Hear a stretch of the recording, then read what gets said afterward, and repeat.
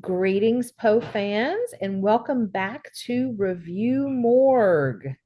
Jeannie, would you like to Yep, introduce the movie we are reviewing? absolutely, I can. Well, we are doing our fifth Roger Corman. We are doing the 1963 version of The Raven. As you can see in the background of my picture, we have Vincent Price as our star player. Well, one of them. He Yes. is the main player. Yeah. Then we have the Raven playing the Raven. Uh, But then there is a and human who plays also a raven yes. for a time. Yes, that's where I was leading into is the story is not strictly Poe the Raven. It does have elements of Poe's the Raven. Hmm. However, this picture of Poe the Raven is the only thing you get because once he gets turned into a human, he's not a raven anymore. No, But anyway, nope. I would say this is more, I wouldn't even call it a parody. I'd say more of a spoof. Yeah, I would have to agree with you. Yeah, the more I've watched it, Mhm. and I think I've seen this one more than any of the other ones. And I would totally agree. It's definitely a spoof. Yeah, it's got a more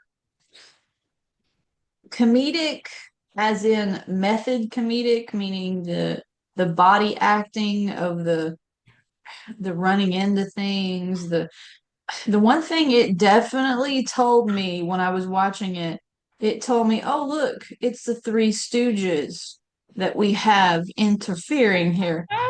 Because that's what I felt like half the time is like I'm watching the Three Stooges. Mm-hmm. And then it was like, oh, it's a mixture because we got the Three Stooges, then we've got Mary Poppins kind of thing because Hmm. some of the actual setting and staging that they had put on was so reminiscent of Mary Poppins. It was not even funny. Interesting. Okay.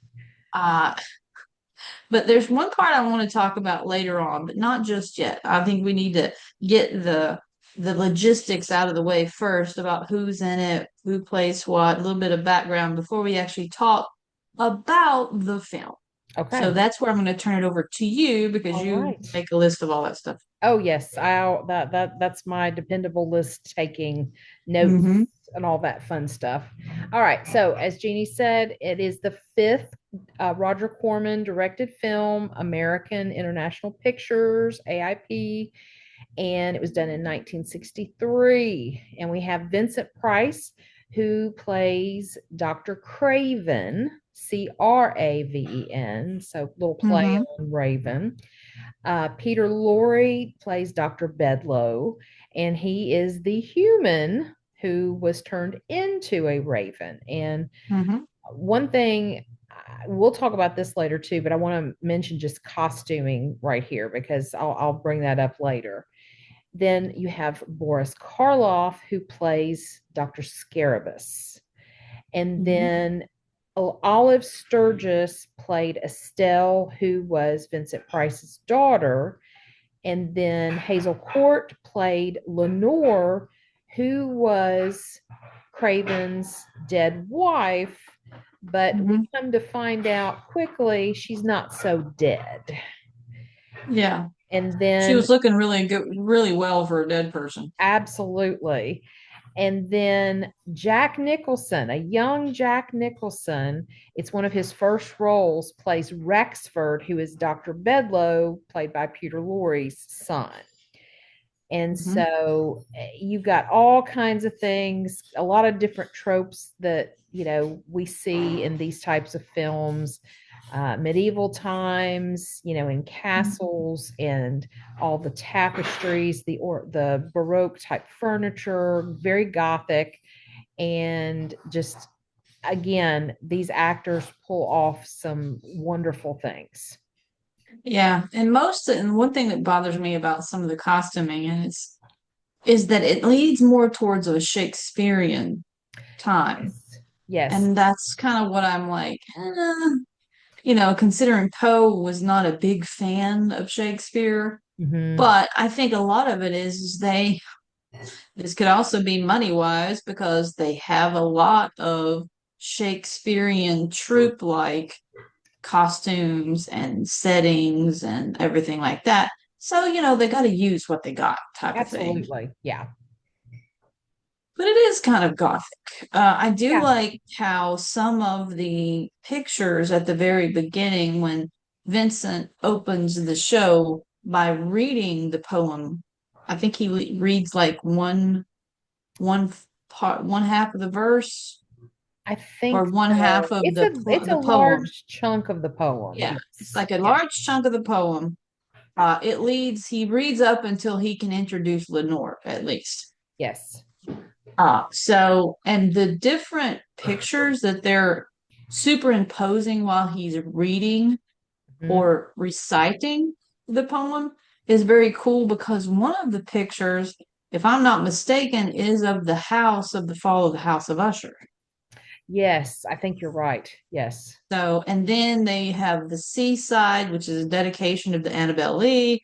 So, Mhm. once more, Corman, like always, that we talked about, he likes interjecting a lot of other Poe stories in what he's doing. And synthesizing. Exactly. So yeah, the beginning of the movie is very intriguing. I'll say that much because it gets you in the mood with him reading The Raven, and then it's got that somber uh tragedy going on Yeah. because once more he is in grief from the death of Lenore, and then his Right. daughter Estelle brings him his warm glass of milk Yes. so he can go to bed. Oh, I know. And Oh, I'm like, wow, okay, how old is he again? All right. But then it's okay. Then we start getting off the rocker, is what I like to say. well, Because yes, this has a mixture of where there's a sorcerer society.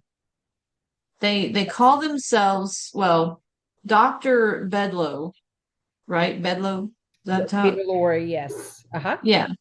Dr. Bedlow actually is a magician, but he wants to be a sorcerer. Yes. However, Vincent Price's character, Craven, is a sorcerer, and his father used to be the Grand Master of the Sorcerer Something, Society. yes, Yeah. something like that. Yes. And And one he thing, had more powers than anybody. yes, and one thing that was very interesting was Craven's father's first name. Did you catch that? Roderick. Yes. So once more, we got to stick that Fall of the House of Usher in there too. Absolutely. I want to add one other thing to the setting that you were describing just a minute ago. Very Poe-esque. Lenore's coffin is in the foyer, really. Mm-hmm. Covered up with a shroud, I guess you could say, Yep. and yes, sitting out for everybody to walk by. Yeah, and her painted portrait is hanging over it, with the draped curtain, but it's Yes, not covered. It's open. But what's very interesting about it is there's no eyes. I know. Yes. Yeah, so that was very interesting that he's got the portrait, but there's no eyes to it. Mhm. Yeah. So it was very interesting that. So, not to tell you the whole premise, every step of the movie, because I do believe everyone needs to watch it at least once. Absolutely. I will say that. It's it is a comedy. It is, but it's a painful comedy because it's a very 60s comedy because you have a mixture of what they did with the monkeys. You have a mixture of the Three Stooges kind of comedy. You have other like things mixed into it where you're going, where in the world or what were they smoking? You know. Hmm.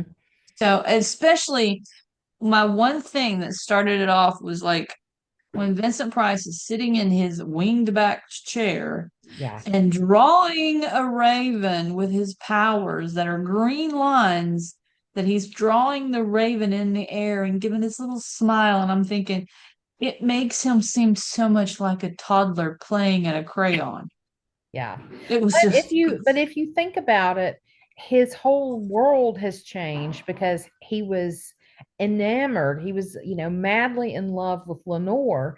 Think about mm, Poe's poem, The Raven, and what the man going through that grief was going through, almost into madness. In a way, Vincent Price's character was kind of doing the same thing, but regressing to like a child with the warm milk, like you mentioned. The yeah. childlike, But that type of madness wasn't so much madness, it was more of what do they call it? De-aging. yeah, That's not necessarily madness. That's just but more of it, a it's a re- way he's grieving. yeah, well, that'd be pushing it in my opinion, but I can see where you're coming from. But Yeah. still, it was it was the part to where I'm going, Yeah. okay, Well, not and really my cup I, of tea. I agree with you at the very beginning, the opening scene when he is reading the poem or reciting the poem of the Raven, Hmm. and the Raven, he does let a Raven in, which we know Hmm. does become Peter Lorre. We do have to kind of mention that. And Yeah. but the Raven lands on the bust of Pallas. It was just great. Yes. Yeah, And those little yes, tidbits were very well done. I will give them that much. It was very well done in that yeah, area. and absolutely. And for the time period, the setting is done brilliantly. The costuming is, I think, really well done as well. And especially Peter Lorre's costume before he kind of is able to not look like a raven. And so, because Hmm. when Vincent Price was able to turn him back into human, his outfit still portrayed a raven because it was all black, the fabric of the tunic and everything. It reminded me of the fabric I used for my raven dress that I made, Hmm. which is kind of weird, because that's many years in between. But Hmm. it just, I loved how those little details were not missed. Yeah, they were very detail oriented in this one. I will give them that much. Yeah. Sometimes they were over detailed to the point that it was so redundant. You're going, really? Really? Okay. But as the story goes, and it was very catching, I will say that. Mhm. I only lost interest in a couple places to where I had to refocus myself. Okay. But for the most part, it was like not overly predictable, but very predictable Hmm. to the point to where it's like, oh yeah, I know where this is going. Oh, okay. Well, I didn't see you could do that, but okay. Uh, Yeah.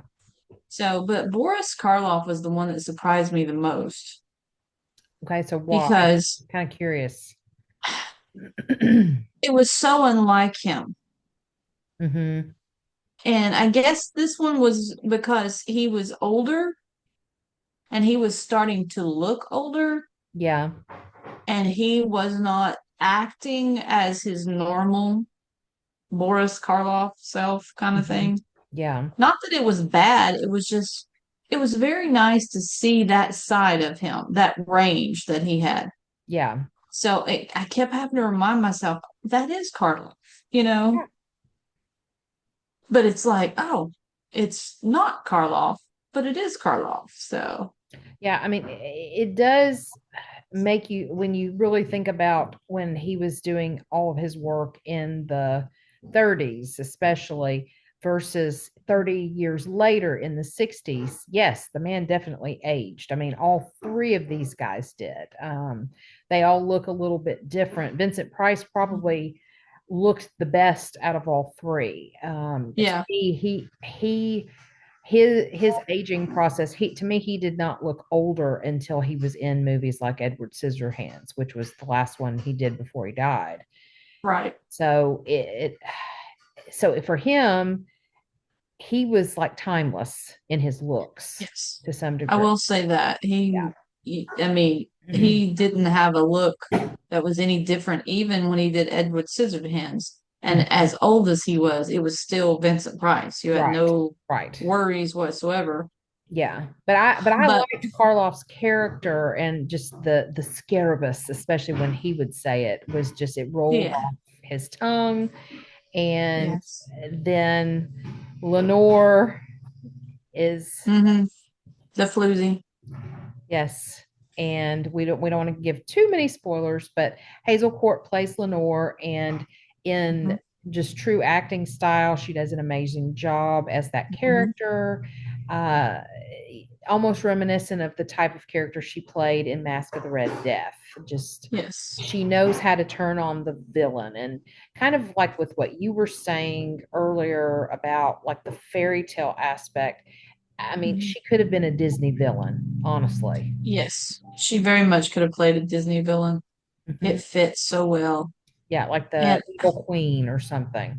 yes, she would definitely be a very good Maleficent. Yeah. Oh, yeah, absolutely. I mean, she could play that part all day long. Yes. But I guess one of the things is after they do get with Scarabus, Boris Karloff's character, and it's like the storyline gets stagnant to me. Okay.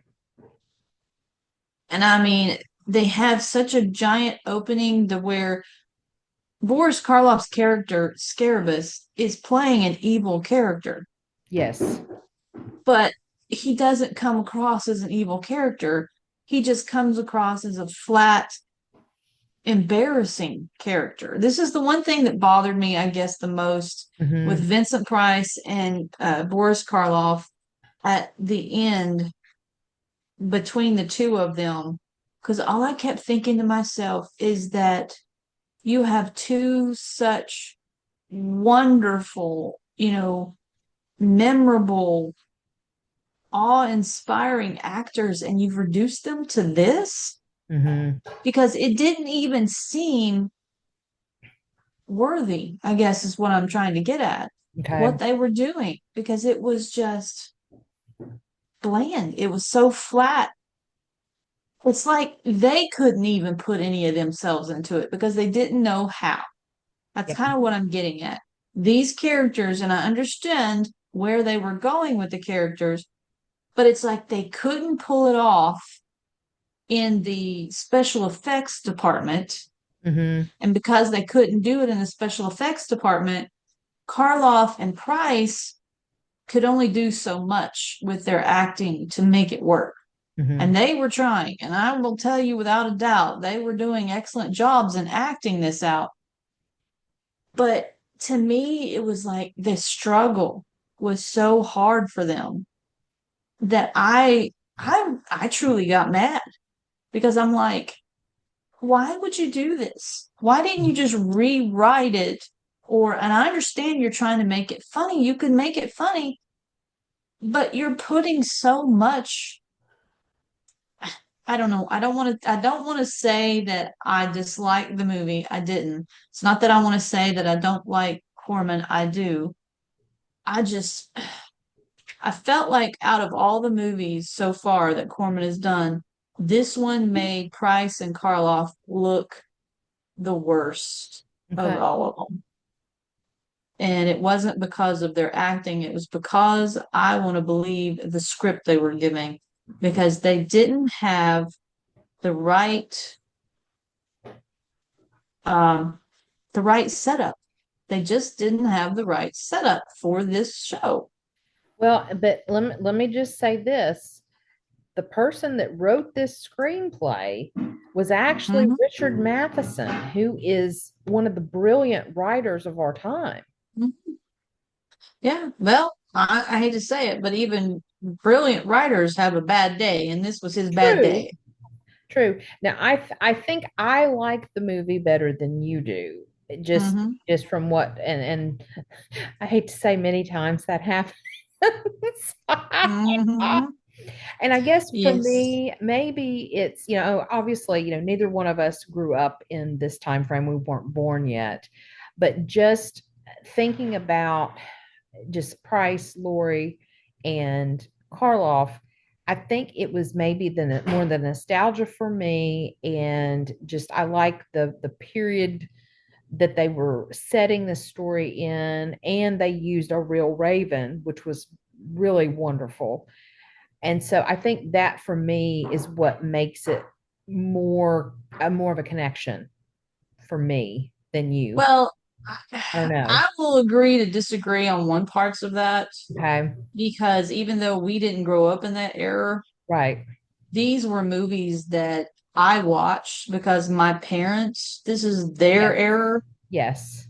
So it was, and it wasn't so much that the movie itself, I just think that during this time was the early 60s and Hmm. a lot of experimentation was happening in Hollywood Absolutely. starting this time period because this is when, color started coming out in the movies. It was very expensive to put movies in color still, but at the same time, they were still a limited budget. They were still limited in what they could do, Hmm. what type of special effects they had. We know that with Star Trek, and that's where I was leading into, is Okay. because this to me was the kickoff for Star Trek.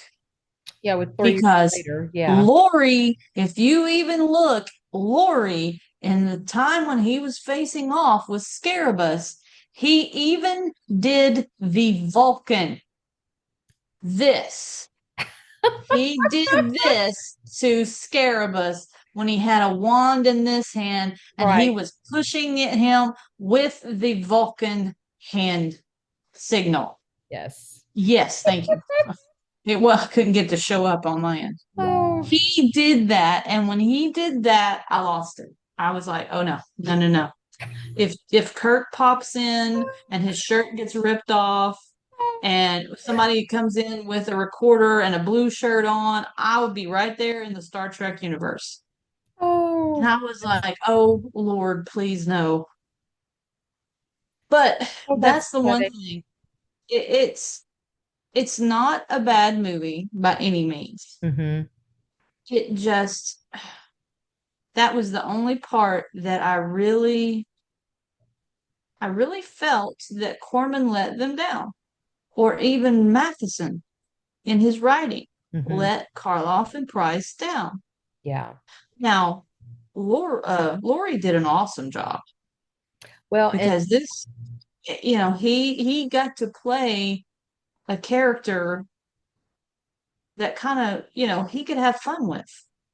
absolutely. Well, and one thing that I had heard about Lori, I think it was from the Tales of Terror or the Comedy of Terrors. I think it's the Comedy of Terrors that he did so much ad-libbing. Price would have to kind of pull him back because Karloff was, we have to go by the script, kind of Mhm. thing. Yeah, and that's where I was getting to because Karloff and Price to some extent are very much strict script actors. Hmm. They don't like to sway from what they're, the straightforward. Yeah. That's why Karloff plays the characters he does so well, is Hmm. because they're very built to his method of acting. Right. And I think that's how Lori got to pull off being so well into this story, is because he got to have fun with it. He Right. could be that out there character. And that's where Price and not Price, not as much, but that's where Karloff and Price, to some extent, in my opinion, were struggling. Because Hmm. this was a script that they just they were having to put a lot of imagination into it and a lot of method acting into it that they weren't sure that fit, in my opinion. Yeah. But that's, I mean, Jack Nicholson's character, because he is so young, Yeah. the moment he opened his mouth, I was like, that's it. That's Jack Nicholson. I don't have to look at his face. You know, because Oh yeah. he's got that sound just like all the rest, like Sam Elliott and Mm. uh Anyone all with a the rest of them. distinctive voice, yes. So, And but it was entertaining. It was not a strict Poe story, but it did have Poe elements as usual. oh, absolutely. It is it is very well done because like we've said, it was a Corman movie, Matheson written. I did not appreciate some of Matheson's writing in this, but to each his own, you know. Oh, absolutely. Absolutely. I think if you had different characters, I mean, different actors for these characters, it might have been different. It Oh, might have worked, like with Lorre, if they had been more of Lorre's caliber of being able to ad lib and to think outside the box, so to speak, mm-hmm. Yeah. I think it would have come across different. Yeah. And just looking up Jack Nicholson's IMDb, it was an early movie, but the Mhm. first movie he was in 1958. So he had a decent run of TV shows and some small parts in movies before he got to The Raven. And so, but it Yeah. was just I remember the first time I saw that and I realized that it was Jack Nicholson. I was like, oh, wow, look how young he looks. Yeah. That's like the first time I realized Shatner was in Twilight Zone. I'm going, what? Is that Shatner? Oh, yeah. Okay. That's just, whoa, okay. Oh, yes. And And then Clint twice. Eastwood. Yes. And then Clint Eastwood, the first time I saw him rawhide, I'm going, ooh.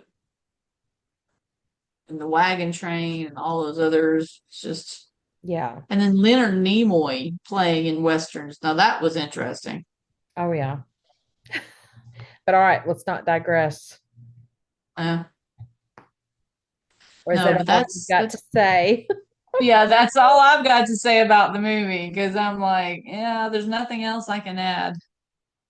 Yeah. And Estelle, Vincent Price's daughter, she did a great job. I was going to look up and see what else Excuse me. she was in because I don't remember off the top of my head.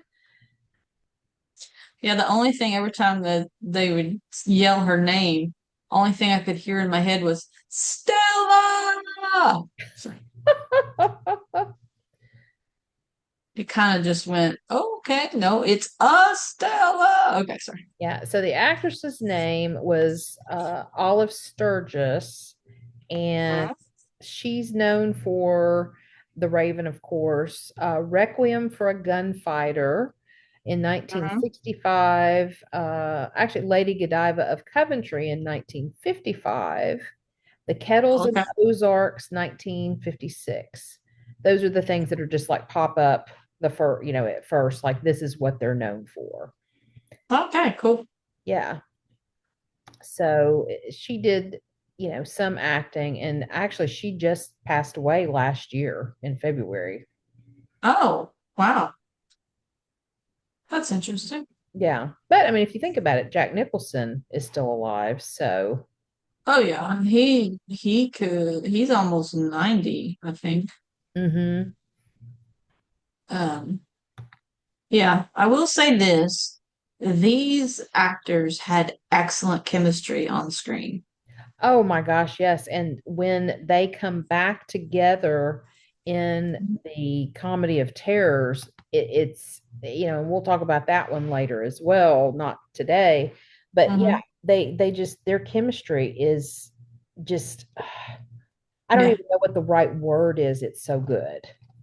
Yeah, it's magical Yeah. because you don't have a lot of that caliber of actors together on screen that Hmm. work as well together. It's very few and far between.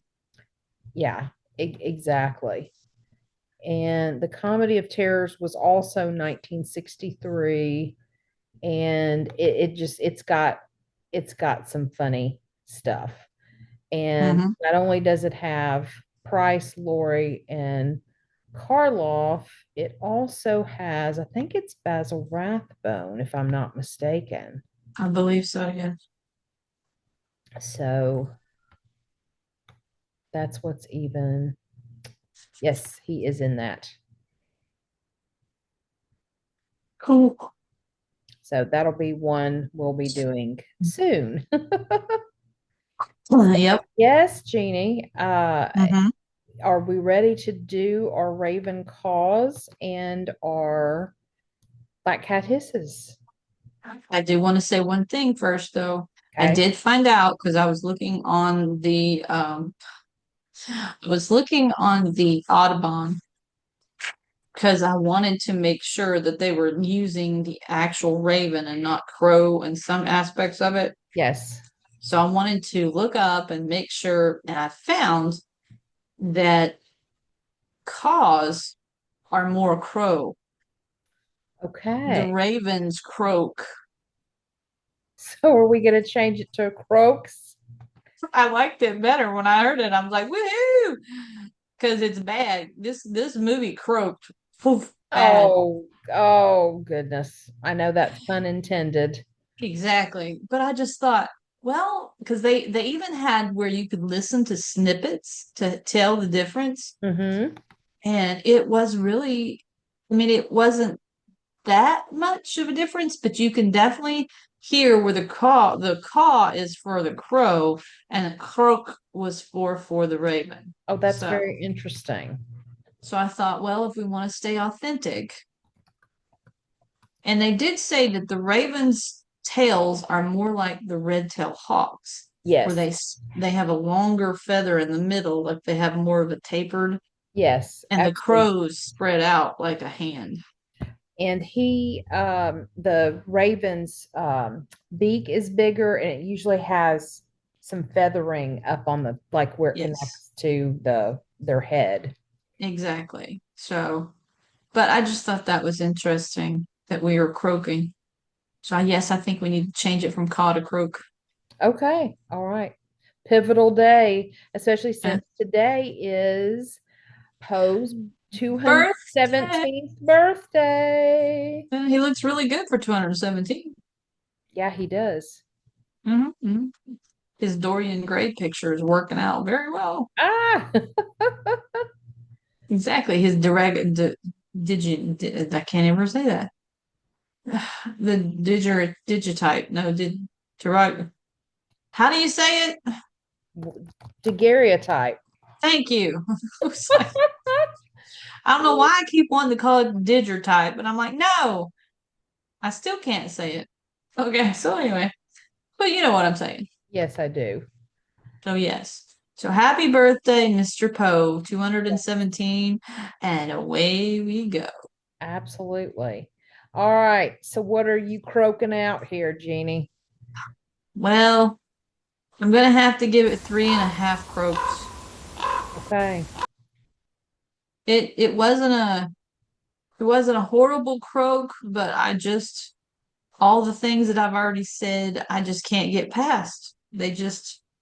I'm thinking more about that than I am of the film, and that's always how I make my croaks. Okay.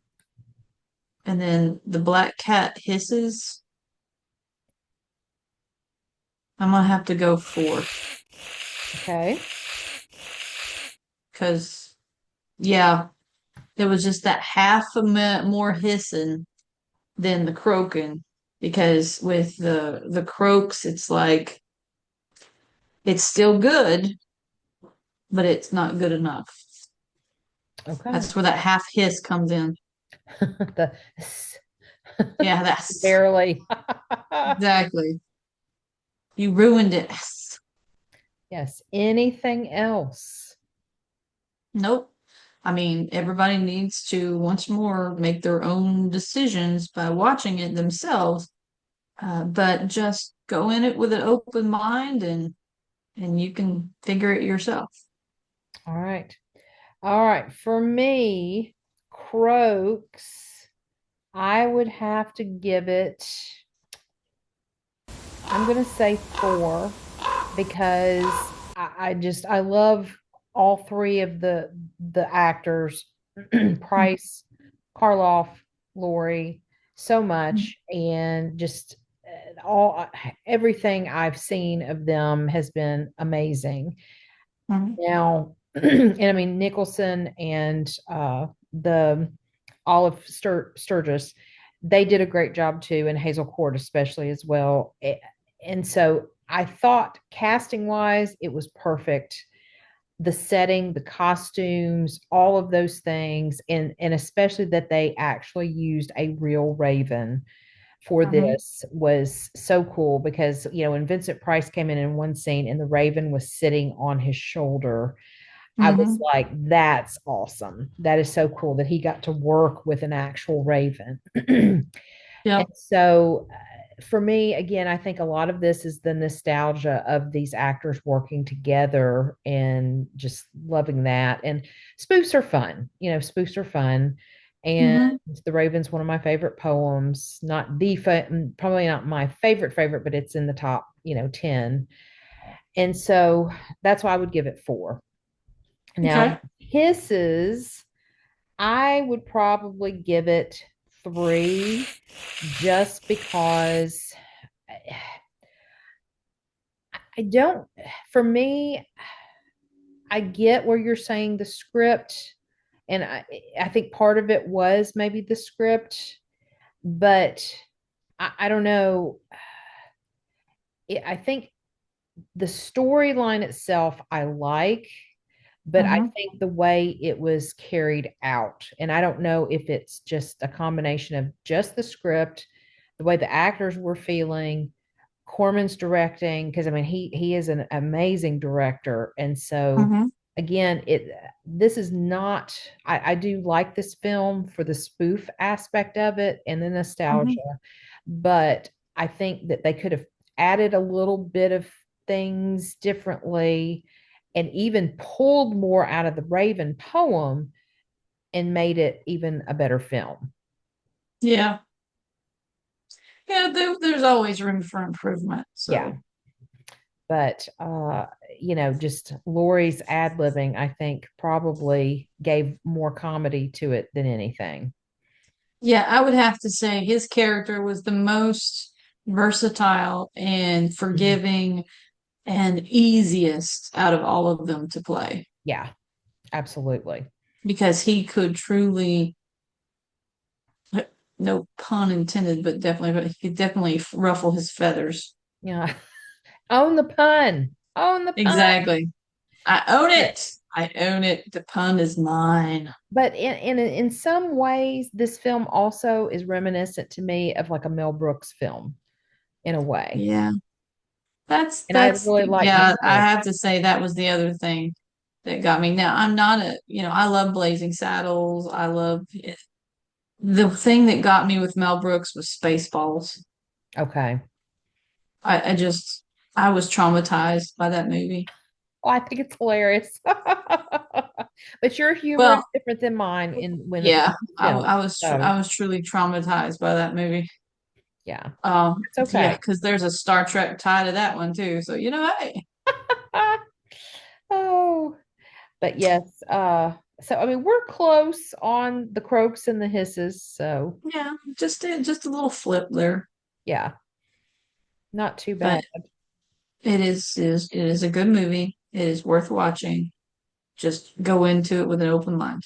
Yeah, and I think this is a very apropos movie Hmm. to talk about on Poe's birthday. Absolutely. It is one worth croaking for. Yes. Wah, wah. Wah, wah, wah.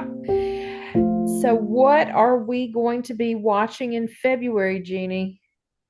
Okay, our next one is the Haunted Palace. All right. It is not, right? It's not a Corman. No, I think it is. Let's double check. I gave you to write them down. Why are you making me remember? I remember the name, but I don't remember. Oh, it's fun to have you remember. Well, it is the Haunted Palace. It's got the name of the Haunted Palace, but the story, like we were discussing, is more of a Lovecraft story Yes, it is. Charles that takes place during 1758. Yes, and I have well, I've seen all of these. I'm not going to give anything of my yeah, it is Roger Corman, and yeah, we'll talk about all the Oh details yeah. coming up. It's the next one that's not that was listed on IMDb that's not uh his.